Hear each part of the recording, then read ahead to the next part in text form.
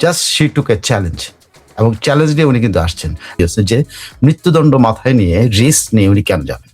জাতিসংঘ কিন্তু এখানে এইভাবে একেবারে ওতপ্রোত ঢুকে গেছে যে জাতিসংঘ কিন্তু এখানে লায়াবল, যে জাতিসংঘ মৃত্যুদণ্ডের বিরুদ্ধে, যে জাতিসংঘের একটা রিপোর্ট ব্যবহার করে, রিপোর্টের উদ্ধৃতি ব্যবহার করে, রিপোর্টের ইনফরমেশন ব্যবহার করে শেখ হাসিনাকে এই মৃত্যুদণ্ড দেওয়ার একটা যুক্তি দাঁড় করানো হয়েছিল।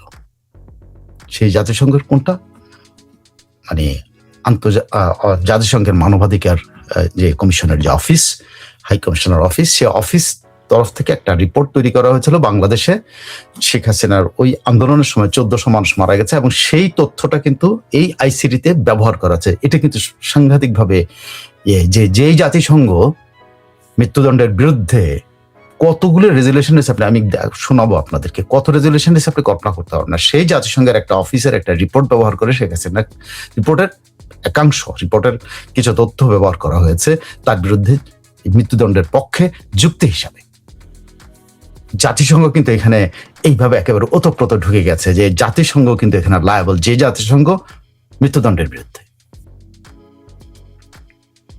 এবং জাতিসংঘের একজন কর্মকর্তা এই অফিস অফ জাতিসংঘ মানবাধিকার যে কমিশনের যে হাই কমিশনার আছেন, সেই হাই কমিশনার ভলকার তুর্ক, তিনি যে পার্সোনালি ইনভলভ হয়েছেন কেমনে জানেন? তিনি পার্সোনালি ইনভলভ হয়েছেন যে তিনি নিজে স্টেটমেন্ট করেছিলেন যে বাংলাদেশে এই শেখ হাসিনাকে উৎখাতের জন্য যে আন্দোলনটা হয়েছে, সে আন্দোলনে সেনাবাহিনীকে উনি নিয়ন্ত্রণ করেছেন। মানে সেনাবাহিনী তার রাষ্ট্রীয় দায়িত্ব যেটা সেটা পালন করতে উনি বাধা দিয়েছেন, এবং সেনাবাহিনী তার কথা শুনেছে। কি জন্য শুনেছে? জাতিসংঘে শান্তিরক্ষী বাহিনীতে সেনাবাহিনীকে অন্তর্ভুক্ত করানো হবে না বলে হুমকি দেওয়াতে নাকি ওয়াকার সাহেব এই রাষ্ট্রীয় কাজ, রাষ্ট্রীয় দায়িত্ব, একটা সরকার রক্ষা করা, একজন প্রধানমন্ত্রীকে রক্ষা করা, সেই দায়িত্ব থেকে বিরত থেকেছে। এটা কিন্তু ফলকার তুর্কের বা বলকার তুর্ক তার নিজস্ব স্টেটমেন্ট। জাতিসংঘ কিন্তু এই জায়গাটাতে সাংঘাতিকভাবে শেখ হাসিনার মৃত্যুদণ্ডের সাথে কিন্তু আদেশের সঙ্গে জাতিসংঘ ওতপ্রোতভাবে জড়িত হয়ে পড়েছে। একই সঙ্গে জড়িত হয়েছে হলো জাতিসংঘের মহাসচিব, বর্তমান মহাসচিব, বিদায়ী মহাসচিব গুয়েতারেস। কেমনে?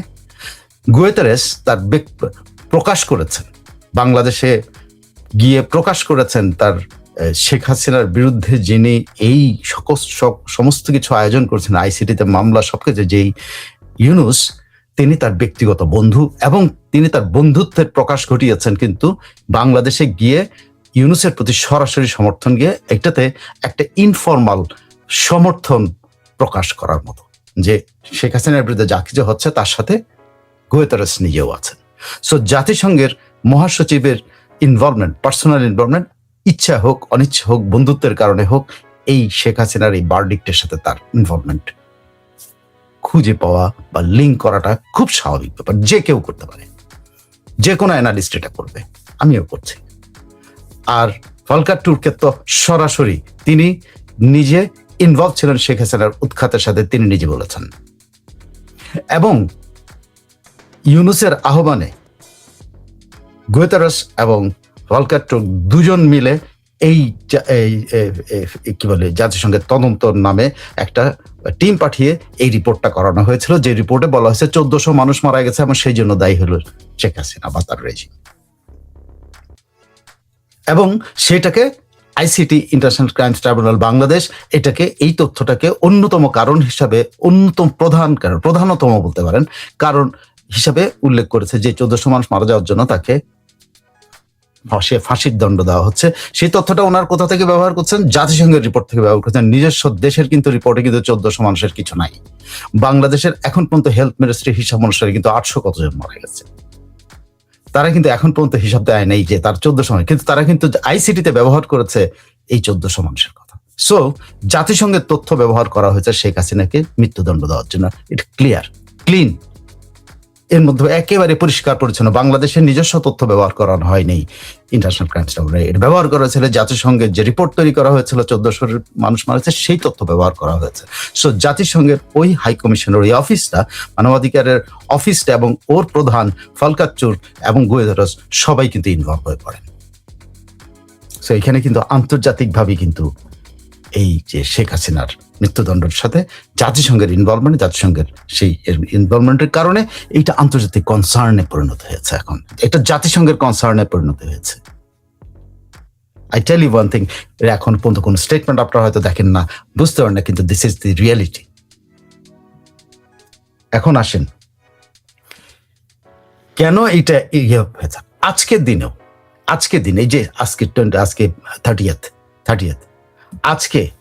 আজকের দিনে আমি আপনাদেরকে যদি একটা জিনিস শোনাই, শুনলে হলে আশ্চর্য হবেন যে আজকের দিনে just today secretary general Guterres world 9th world Congress যেটা শুরু হয়েছে, সে 9th ওয়ার্ল্ড সেখানে তিনি ডেথ পেনাল্টির বিরুদ্ধে কিন্তু ভিডিও মেসেজ দিয়েছেন যে সারা পৃথিবীতে ডেথ পেনাল্টি বন্ধ করো।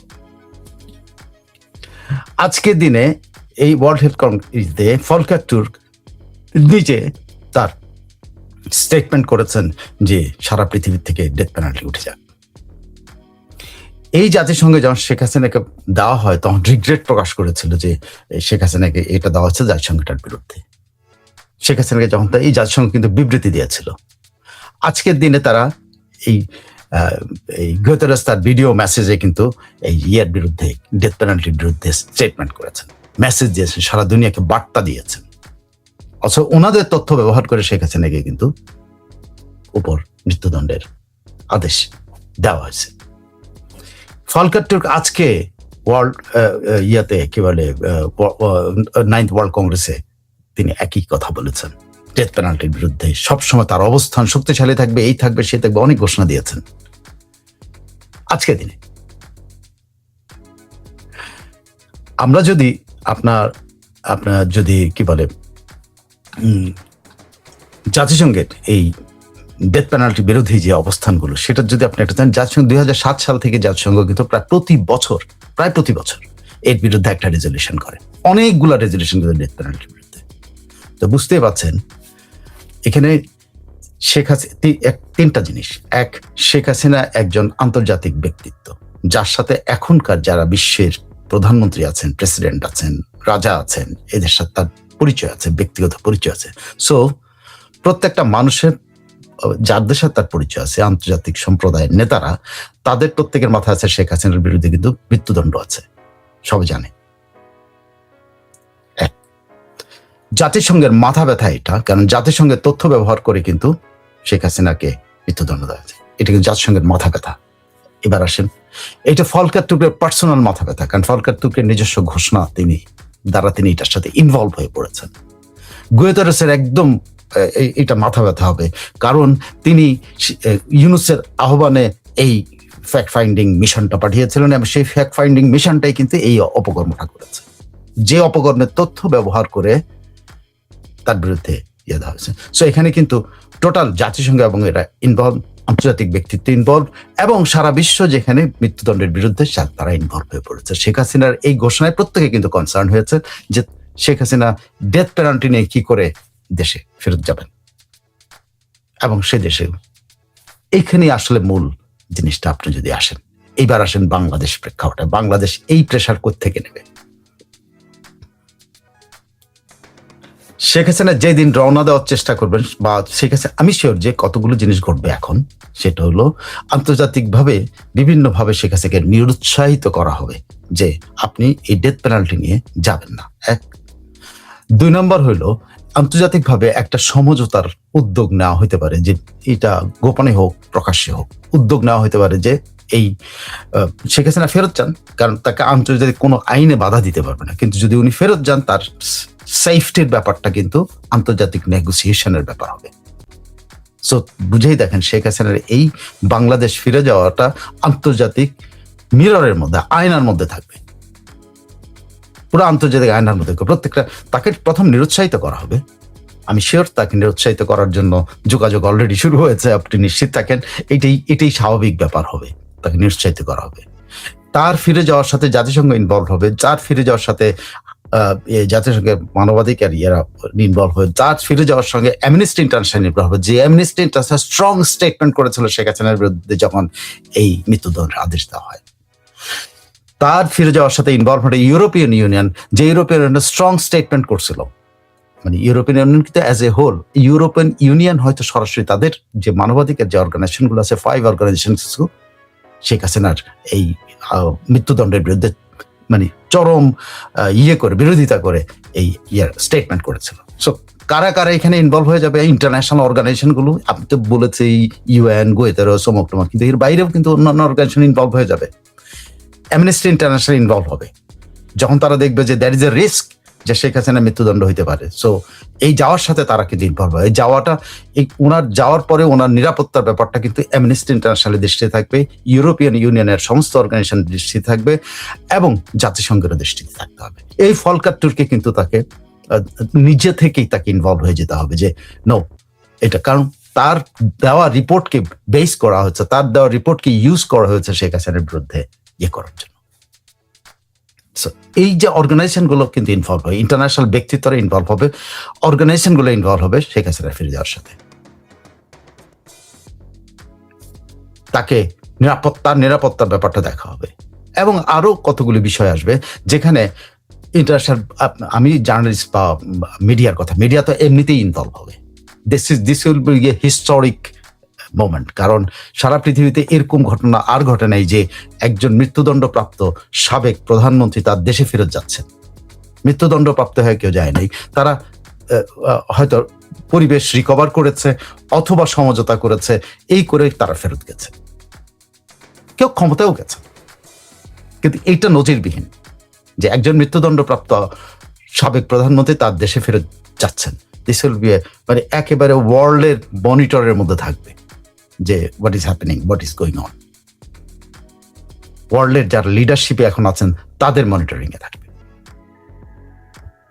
সো এখানে উনি রওনা হওয়ার আগ পর্যন্ত একটা প্লে হবে, উনি রওনা হওয়ার আগ পর্যন্ত একটা প্লে হবে। এখন একটা প্লে হচ্ছে যে ওনাকে বুঝানোর জন্য, কিন্তু উনি যখন ডিটারমাইন্ড হবে, ডেট ঘোষণা করবেন, তখন কিন্তু আরেকটা প্লে হবে, আবার বুঝানোর চেষ্টা করা হবে। কিন্তু উনি যদি সত্যিই রওনা দেন, then the world will be with him, তার সাথে থাকবে সারা বিশ্ব, সারা বিশ্বের নজর থাকবে তার উপরে। বাংলাদেশের পরিবেশের পরিস্থিতি উনি যদি সত্যি ল্যান্ড করেন, সেই চাপ বাংলাদেশের সরকার, বাংলাদেশ নিতে পারবে মনে হয়? আমি বাড়িয়ে বলছি, মনে হচ্ছে, এখন মনে হতে পারে যে উনি এমনভাবে ব্যাখ্যা করছেন যে একজন বীর দেশে আসতেছেন। ব্যাপারটা তাই ঘটবে, কিন্তু আমি বলে দিলাম, আমি পার্সপেক্টিভ গুলো আপনাদেরকে বলছি যে কি সিনারিও গুলো হতে পারে। কারণ ইউরোপিয়ান ইউনিয়ন কখনো মেনে নেবে না যে একজনকে নিয়ে সরাসরি ফাঁসির দেন, তারা একটা নেগোসিয়েশনে যাওয়ার চেষ্টা করবে।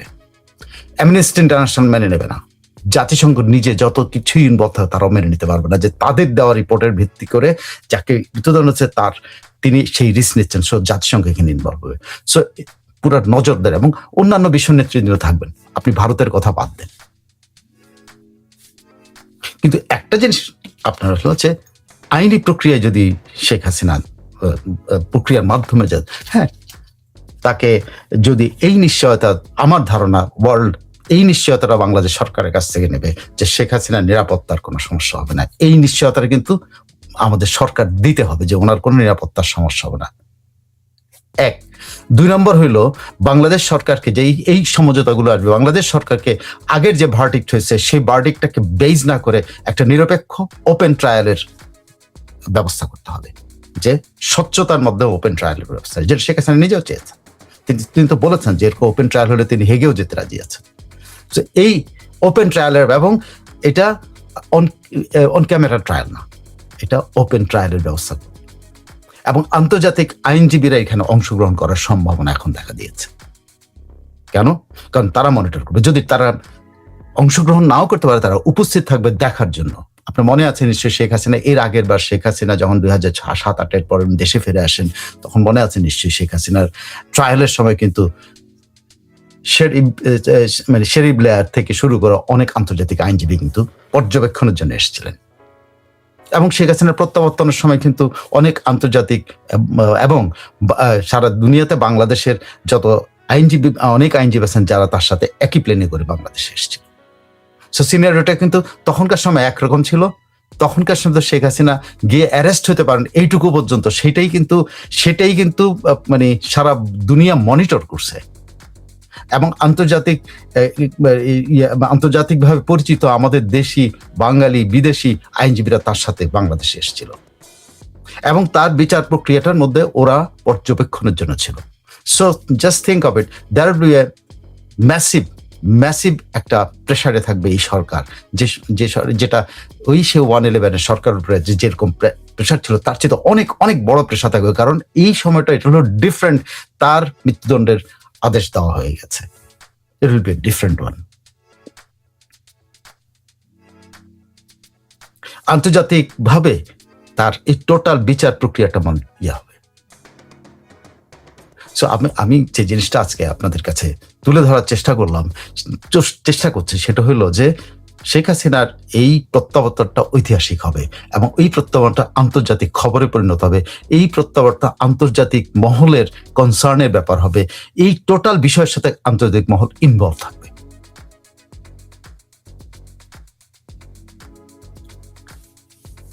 সরকার এইটাকে মেনে নিতে হবে, সরকার এটাকে গ্রহণ করে নিতে হবে। আমি জানি না নেগোসিয়েশন কতটুকু হবে, নেগোসিয়েশন একটা হবে, এবং শেখ হাসিনার ওই বক্তব্যের মধ্যে কিন্তু নেগোসিয়েশনের জায়গা আছে। তো নেগোসিয়েশনের সম্ভাবনা এবং ইন্টারন্যাশনাল নেগোসিয়েশনের সম্ভাবনা দেখা দিয়েছে।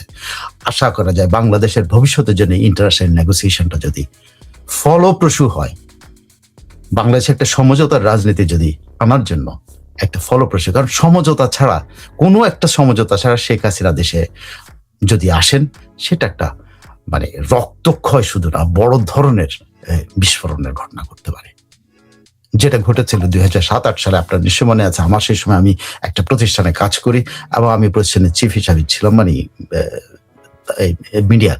তো সেখানে আমার মনে আছে যে আমি তৎকালীন গোয়েন্দা বিভাগের না এমন কোনো লোকজন হবে না, কোনো লোককে আশেপাশে যেতে দেওয়া হবে না, কিছু করতে দেওয়া হবে না, কোনো কিছুই করতে দেওয়া হবে না। এবং এভরিবডি ওয়াজ শিওর শেখ হাসিনার জন্য ওখানে 100 লোকও যাবে না, 200 লোকও যাইতে পারবে না, যাবে না মানে কি যাইতে পারবে না। But what happened, I still remember, এবং আমি এটা প্রেডিক্ট করছিলাম যে এখানে হাজার হাজার লোক আসবে, লাখ লাখ লোক আসতে পারে। তো আমার অফিস থেকে আমি সেদিন নর্মালি হয়তো 2টা টিম পাঠাতাম, সেদিন আমি নর্মালি 5-6টা টিম ওই পুরো এলাকার মধ্যে পাঠিয়েছিলাম, এবং সেদিন লাইভ করতে হয়েছিল। লাখ লাখ লোক জড়ো হয়েছে, কোত্থেকে আসছে কেউ বলতে পারবে না। পরে আমি এই গোয়েন্দা বিভাগের লোকজন এবং আর্মির লোকজনের সাথে জিজ্ঞেস করলাম যে ভাই আপনারা বললেন কিছুই হবে না, এখন এটা কি হইলো? ভাই আমরা কল্পনাই করতে পারিনি। সেই সময়